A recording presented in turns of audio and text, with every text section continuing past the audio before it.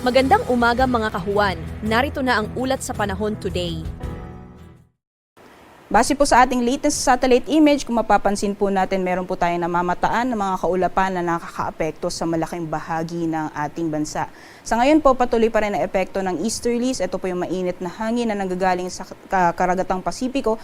At dulot po na epekto ng easterlies, posible pong makaranas ng maulap na panahon na may kasamang kalat-kalat ng mga pagulan sa area po ng Visayas pati na rin sa Palawan. So kung makikita po natin yung mga paggalaw ng kaulapan, although naapektuhan po dito sa may area ng Visayas, unti-unti po itong kumikilos at naapektuhan din yung Palawan area. So asahan po natin, possible po yung mga kulimlim na panahon sa Visayas, unti-unti din po maapektuhan dito sa Palawan. Samantalang sa nalalabing bahagi naman po ng ating bansa, kung makikita po natin, although may namamataan po tayong mga kaulapan na hindi po siya tumatagal or hindi po inaasahan na tatagal buong maghapon. So asahan pa rin po natin yung mainit na panahon, liban na lang po yung mga tsansa ng mga isolated or ito po yung mga panandaliang buhos ng ulan, lalong-lalo na pagdating sa hapon o sa gabi.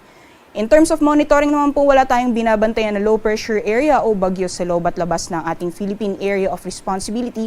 Kaya asahan po natin sa mga susunod na araw, unti-unti po nating mararamdaman ulit yung epekto nitong southwest monsoon. Pero sa ngayon po, most likely maapektuhan lamang po yung areas ng Palawan pati na rin sa may western portion ng Mindanao. So dyan po sa Palawan, asahan po natin for the next few days, magiging maulan pa rin po yung panahon pati na rin sa may area ng Zamboanga Peninsula bago po matapos yung linggo or hanggang sa darating na weekend or possible this coming weekend, posible din po maapektuhan dito sa may western section ng Visayas.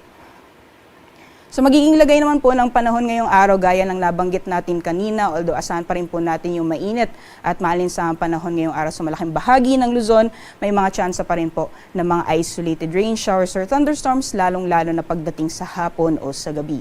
Sa agwat naman po ng temperatura, inaasahan natin ngayong araw para sa Lawag maglalaw na 24 hanggang 33 degrees Celsius, 18 to 24 naman para sa Baguio City. Agwat ng temperatura para sa Tugigaraw maglalaw mula 25 hanggang 34 degrees Celsius, 25 to 32 naman para sa Legazpi City. At sa Tagaytay maglalaro mula 23 hanggang 31 degrees Celsius. Maximum temperatures naman for Metro Manila area ngayong araw, possible na umabot ng 33 degrees Celsius.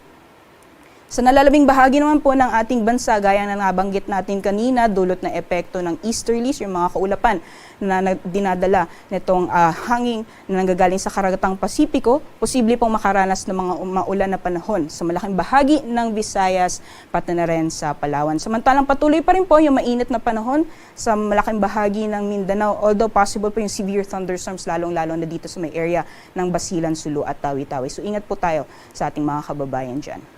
Sa agwat naman po ng temperatura para sa mga piling syudad sa Palawan, Visayas, pati na rin sa may Mindanao, maximum temperatures po sa Kalayaan Islands at Puerto Princesa aabot ng 32 degrees Celsius, gayon din sa mga piling syudad dito sa Visayas. For Iloilo, Cebu at Tacloban, maximum temperatures natin aabot ng 32 degrees Celsius. Gayon din sa Cagayan de Oro, 32 degrees Celsius maximum temperatures. Agwat ng temperatura para sa Metro Davao, nasa 24 to 33 degrees Celsius.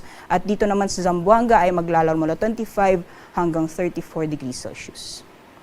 Sa kalagayan po ng ating karagatan, wala pa rin tayong gale warning sa ngayon, kaya malaya pa rin mga kapalaot yung ating mga kababayan, lalong-lalo na yung may mga maliit na sakyang pandagat.